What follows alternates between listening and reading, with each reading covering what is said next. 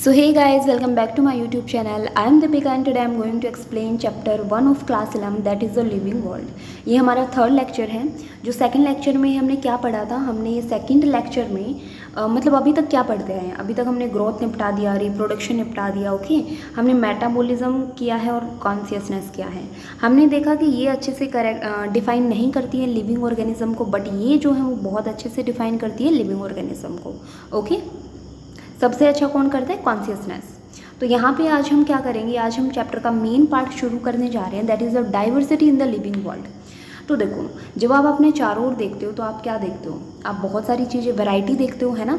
आप चाहे इंसेक्ट की देख लो, आप चाहे पॉटेड प्लांट्स की देख लो, बर्ड्स की देख लो, यूअर पेट या अदर एनिमल देख लो, प्लांट देख लो। तुमको हर जगह कोई चीज़ सेम नहीं मिलेगी ना। तुमको कभी खरगोश मिलेगा, कभी तुमको ये जो बकरी मिलेंगी, कभी तुमको डॉग मिलेगा, कभी कैट मिलेंगी, है ना। कभी कोई प्लांट मिलेगा, कभी कोई दूसरा प्लांट मिलेगा। तो तुमको कोई भी चीज़ सेम नहीं मिलेगी। तो यहाँ पे क्या है, यहाँ पे वेरिएशन है, ठीक है, वैरायटी प्रेजेंट है। तो there are also several organism that you का, और बहुत सारे ऐसे ऑर्गेनिज्म भी प्रेजेंट होते हैं हमारे आसपास जिनको हम अपनी आँखों से ही नहीं देख सकते हैं, बट वो हमारे आसपास होते हैं, है ना। अब सोचोगे भूत तो नहीं है, नहीं भूत नहीं है, वो बहुत छोटे होते हैं, तो वो हम माइक्रोस्कोप से देख सकते हैं, हमारी नेक्ड आई से हमको नहीं दिखते हैं, ठीक है, ओके। फिर आगे चलते हैं। If you were to increase the area that you make the observation in range and variety of organism that you see. देखो, इस लाइन का क्या मतलब है कि वुड इंक्रीज। देखो, आप अपने घर में रह रहे हो, घर में आप 5-6 सदस्यों को रोज़ देखते हो, ठीक है, वैरायटी, ठीक है। कोई बर्ड आता है तुम्हारे घर में, कोई पेट आता है, आप उन लोगों को देखते हो। फिर आप मोहल्ले में निकल जाओ, मोहल्ले में आपको क्या 100-200 मिलेंगे, ठीक है। फिर आप और बाहर निकल जाओ, पूरे देश में घूम के आओगे तो आपको बहुत सारी वैरायटीज़ मिलेंगी। इसका मतलब क्या है, छोटे एरिया में रह रहे हो तो कम चीज़ देखने को मिल रही है, लेकिन जैसे जैसे तुम बड़े एरिया में जा रहे हो तुमको वो चीज़ें भी ज़्यादा देखने को मिल रही हैं, ठीक है। तो तुम अपना वैरायटी रेंज जो है बढ़ जाएगा जब आप एरिया इंक्रीज कर रहे हो ऑब्जर्वेशन का, ठीक है, ठीक है। तो obviously if you were to visit a dense forest, तुम घने जंगलों में चले जाओ, ठीक है, तो वहाँ पे तो तुमको जो जो देखने को मिलेगा ना, तो वो तुम बता भी नहीं पाओगे क्योंकि वहाँ से ही लौट के नहीं आ पाओगे। चलो, you would probably see a much greater number and kinds of living organism in it. मतलब वहाँ पे तुम बहुत अजीब अजीब जानवर तुम देखोगे, अजीब अजीब लिविंग क्रिएचर्स तुम देखोगे, ऑर्गेनिज्म तुम देखोगे, राइट। तो each different kind of plant, animal और organism that you see represent a species. अब इसका ध्यान से मतलब समझना, यहाँ पे इंपॉर्टेंट बात आती है। तुम कोई भी चीज़ देख रहे हो ना, कोई भी चीज़, तो उसको तुम क्या कहोगे कि ये एक स्पीसीज़ है। जैसे तुमने एक डॉग देख लिया तो तुम कहोगे डॉग ये एक स्पीसीज़ है, ह्यूमन की एक स्पीसीज़ होती है, ठीक है, मैं कहूँगी ह्यूमन की एक स्पीसीज़ है, ऐसे ही कैट की एक स्पीसीज़ है। तो कोई भी चीज़ तुम देख रहे हो वो क्या है, एक स्पीसीज़ होती है, ओके। फिर कह रहा है कि जो नंबर ऑफ स्पीसीज़, देखो यहाँ पे बात आती है स्पीसीज़ की, जो आज तक हमें नॉन है, पता चली, वो 1.7 to 1.8 मिलियन है। इसको ये मत समझना कि इंसानों की है या टोटल जितने भी इंसान है, जितने भी जानवर हैं उन सबका मिला के है, नहीं। इनमें से एक जो है वो ह्यूमन होगा, इनमें से एक जो नंबर है वो किसका होगा, डॉग का होगा, एक नंबर कैट का होगा, ऐसे ऐसे जिनको तुम जानते हो 300-400, उनका नंबर ये होगा। बट ये मिलियंस में है, मतलब इतनी तो तुम जानते भी नहीं हो, इतनी स्पीसीज़ हैं हमारी दुनिया में, ठीक है। फिर ये आता है कि ये जो सारा जो नंबर है 1.7, ये वैसे नीट में आ चुका है तो इसको रिमेंबर रखना। दिस रेफर्स टू बायोडाइवर्सिटी और the number and the type of organism present on earth. तो ये क्या रिप्रेजेंट कर रहा है, ये रिप्रेजेंट कर रहा है बायोडाइवर्सिटी को, कि कितना नंबर और कितने टाइप के ऑर्गेनिज्म हमारी धरती पे मिलते हैं। We should remember here that as we explore new areas and even old ones. देखो, अगर आप नए एरिया को एक्सप्लोर करोगे या पुराने एरिया को फिर से एक्सप्लोर करोगे तो नई ऑर्गेनिज्म जो है वो कॉन्टीन्यूसली आइडेंटिफाई होती ही रहती हैं, नए ऑर्गेनिज्म वहाँ पे मिलते ही रहेंगे, कभी कोई आ जाएगा कभी कुछ, ठीक है, ठीक है। As stated earlier there are million, यहाँ पे बोला कि अब ये पढ़ा, there are millions of plants and animals in the world. तो भाई इस तरीके से हमारे प्लांट और एनिमल तो मिलियंस है, ठीक है। प्लांट की अलग अलग स्पीसीज, जैसे कोई आम की स्पीसीज़ है, कोई अनार वाले प्लांट की स्पीसीज़ है ना, कोई एनिमल की अलग अलग टाइप के तो बहुत सारी स्पीसीज़ हैं भाई।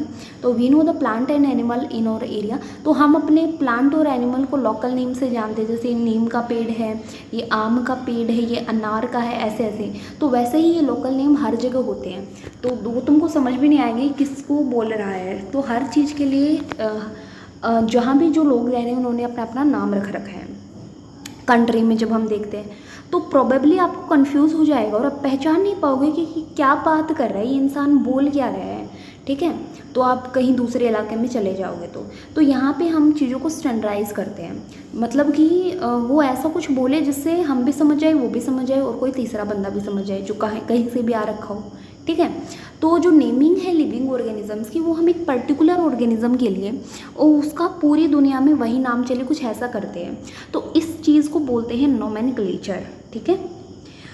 ओके, तो जैसे तुम्हारा घर पे नाम सोनू मोनू कुछ भी हो तो तुमको क्या बोला जाएगा, तुमको वो हर जगह नहीं बोलेंगे ना, तुम्हारा एक आधार कार्ड में जो नाम है वही तो बोला जाएगा, वही तो तुम पूरी दुनिया में कभी भी घूमोगे तो वही चलेगा। तो वहाँ पे को मेरा नाम ये है तो वो नहीं काम आएगा ना, वो तुम्हारा आधार कार्ड वाला काम आएगा, तो वो स्टैंडर्डाइज हो जाएगा। इसी तरीके से इनका भी कुछ स्टैंडर्डाइज हम नाम रख देते हैं, उस प्रोसेस को नोमेनक्लेचर बोलते हैं। अब कह रहे हैं कि जो नोमेनक्लेचर है या जो नाम रखने की चीज़ है तो वो पॉसिबल तभी होगी जब ऑर्गेनिज्म को हम अच्छे से डिस्क्राइब कर सकते हैं कि किस चीज़ में आता है। लाइक कोई पौधा है और उसको तुम कह रहे हो नहीं नहीं ये तो कोई जानवर सा लग रहा है, ठीक है, ऐसा नहीं है, तो तुम एनिमल की कैटेगरी में नहीं रख सकते उसको। पौधा दिख रहा है किस चीज़ से बिलोंग कर रहा है तो तुम प्लांट की कैटेगरी में उसको रखोगे। तो अच्छे से पहचानने की कला को क्या बोलते हैं, आइडेंटिफिकेशन बोलते हैं। ओके, फिर हम आगे चलते हैं तो यहाँ पे आता है in order to facilitate the study the number of scientist have established. तो बहुत सारे साइंटिस्ट ने इसका जो इन चीज़ को क्या बोलते हैं, जब हम नाम वाम रखते हैं ना इसको साइंटिफिक नेम बोलते हैं, ठीक है। हर ऑर्गेनिज्म के लिए साइंटिफिक नेम असाइन कर दिया था। और ये सभी बायोलॉजिस्ट जितने भी दुनिया में थे वो बोले भाई तुम बात तो सही कह रहे हो, एक्सेप्ट कर लिया उन लोगों ने भी, ठीक है। तो फॉर प्लांट के लिए साइंटिफिक नेम जो है उन पे कुछ प्रिंसिपल क्राइटेरिया भी आते हैं, और जो प्लांट वाले हैं उन चीज़ों को बोलते हैं हम, मतलब जो प्रोवाइड किया जाता है ना उनको नाम वाम, तो उसके लिए कौन प्रोवाइड करता है किसमें, तो उसको ICBN बोलेंगे, international code for botanical nomenclature. अगर एनिमल्स के लिए पूछा जाए उसका नाम रखेंगे तो उसके लिए एनिमल टैक्सोनॉमिस्ट ने किया ICZN, international code of zoological nomenclature, ICZN, ठीक है। इनकी जो ये फुल फॉर्म है वो याद रख लेना। फिर कह रहा है कि जो साइंटिफिक नेम है ना वो एक पर्टिकुलर नाम ही होगा और वो उसका वही होगा और कुछ नहीं चेंज हो सकता है, ठीक है। तो डिस्क्रिप्शन किसी भी ऑर्गेनिज्म का कहीं भी कोई दुनिया में है उस नाम से बोलोगे तो पता चल जाएगा। They also ensure that such a name has not been used, और वो जो नाम किसी एक के लिए रख दिया तो भाई दूसरे के लिए मत रख देना, ठीक है, ये चीज़ भी है। तो biologist follow universally accepted principle to provide scientific names to known organism. अच्छा, ये कुछ प्रिंसिपल्स के पे ऐसे ही किसी का नाम नहीं रख सकते ना भाई, इसका नाम ऐसे है ऐसे नहीं रख सकते, उसका कुछ प्रिंसिपल है। जैसे कि कोई भी हम नाम रखेंगे उसके 2 कंपोनेंट होंगे, जैसे मैंने रख दिया कुछ भी A B, ठीक है। तो इन्होंने क्या बोला, इन्होंने बोला 2 कंपोनेंट तो 2 कंपोनेंट होंगे, ये जस्ट फॉर अंडरस्टैंडिंग, ठीक है, ऐसा कोई नाम नहीं होता है बट ऐसे समझो। जो पहला वाला है उसको जेनरिक नेम बोलोगे, जो सेकंड वाला है उसको स्पेसिफिक एपिथेट बोलोगे। तो this system of providing a name in 2 components, जो वो सिस्टम जिसमें 2 कंपोनेंट आ रहे हैं ना नाम की, उसको बोलते हैं बायनोमियल नोमेनक्लेचर। और ये सिस्टम किसने लागू किया था भाई, ये कार्लस लाइनस ने किया था, ठीक है। तो ये नाम याद रखना और इसने क्या किया था वो नाम याद रखना क्योंकि नेट में आ चुका है। तो ये हर जगह एक्सेप्ट किया गया था। अब इन्होंने एक एग्जांपल दिया है मैंगो का। मैंगो में क्या है, 2 वर्ड हैं और इसका नाम कुछ इस तरीके से लिखा गया है, मैंगनीफेरा इंडिका, ठीक है। तो मैंगनीफेरा इंडिका जो है वो एक बायोनोमियल नेम है जिसमें 2 अक्षर हैं, ठीक है। इसमें जो देखो M कैपिटल है, ये चीज़ दिख रही है ना, ये जीनस को शो कर रहा है, और दूसरे जो ये है ये किसको शो कर रहा है, ये हमारे पर्टिकुलर स्पीसीज़ को शो कर रहा है। और इसको स्मॉल आई मतलब दूसरा लेटर का फर्स्ट जो है वो स्मॉल लेटर में होगा, दूसरे वर्ड का फर्स्ट लेटर स्मॉल होगा और फर्स्ट वर्ड का क्या होगा, हमारा जो फर्स्ट लेटर है वो कैपिटल होगा। ये थोड़ा सा ध्यान रखना, ठीक है। तो मैंगीफेरा क्या रिप्रेजेंट कर रहा है, जीनस को, और इंडिका क्या रिप्रेजेंट कर रहा है, स्पीसीज़ को। दो नाम हो गए, स्पीसीज या स्पेसिफिक एपिथेट बात बराबर है, ठीक है। तो कुछ रूल्स होते हैं वो हमको नोमेनक्लेचर के याद रखने हैं। जैसे नीट में काफ़ी बार पूछा गया है ये वाला क्वेश्चन कि बायोलॉजिकल नेम लैटिन में लिखे जाते हैं मेनली, जनरली सॉरी लैटिन में होते हैं और इटैलिक्स में लिखे जाते हैं। इटैलिक्स में कैसे लिखते हैं, देखो इटैलिक्स में ऐसे लिखा जाता है, लैटिन को लिखना चाहूँ तो ऐसे लिखा जाएगा, टेढ़ा सा, ठीक है। तो टेढ़ा सा लिखा जाता है, बट हम नॉर्मली वो हमारे कंप्यूटर सिस्टम में ऐसे लिख सकते हैं, बट हम नॉर्मली नहीं लिख पाते हैं। तो इसलिए हम नहीं लिख पाते तो हम क्या करेंगे इनका, तो हम नॉर्मली ये कोई भी जो हमारा साइंटिफिक नेम है उसको लिख के नीचे अंडरलाइन कर देते हैं। उसे ये समझ आता है कि साइंटिफिक नेम है, अंडरलाइन नहीं किया तो तुम्हारे नंबर कट जाएंगे, ठीक है। तो ये डिराइव हुए है लैटिन से, ये चीज़ थोड़ी याद रखना। फिर है हमारा जो फर्स्ट वर्ड है बायोलॉजिकल नेम का जो जीनस है, और सेकंड वर्ड क्या होता है, स्पेसिफिक। तो जब हम बायोलॉजिकल नेम को लिखते हैं हैंड रिटन से तो हम उसको क्या करेंगे, सेपरेटली अंडरलाइन करेंगे, या प्रिंट कर रहे हैं तो इटैलिक्स में करेंगे, ठीक है। ये क्या शो करेगा कि इनका लैटिन वर्ड ओरिजिन है। फिर कह रहा है कि जो फर्स्ट वर्ड है जीनस का वो कैपिटल लेटर से स्टार्ट होगा, और सेकंड वर्ड जो स्पीसीज़ का है वो हमारा स्मॉल लेटर से स्टार्ट होगा, जो हमने यहाँ देख लिया है, ठीक है।